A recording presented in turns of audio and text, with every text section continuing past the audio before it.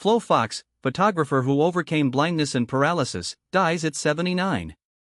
Flo Fox, an indomitable photographer who was born blind in one eye and later lost her vision in the other from multiple sclerosis, which also eventually paralyzed her from the neck down, but who never stopped shooting what she called the ironic reality of New York's streetscape, died on March 2 in her apartment in Manhattan. She was 79. Her son and only immediate survivor, Ron Ridinger, said the apparent cause was complications of pneumonia.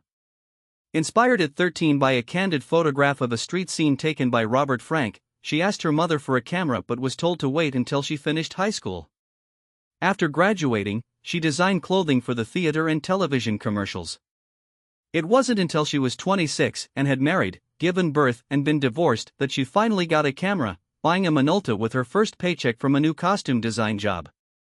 She stopped her design work after her multiple sclerosis advanced, incapacitating her hands and making it hard to work with clothing patterns, Mr. Ridinger said in an interview. She eventually survived mostly on Social Security and Medicaid. Over the next 5 decades she took some 180,000 photographs, published a book, contributed to numerous publications and exhibited her work at the Brooklyn Museum, the Smithsonian Institution and galleries around the world, all despite being legally blind and dependent on a motorized wheelchair. In 2013, she was subject of an op-doc film from the New York Times, directed by Riley Hooper.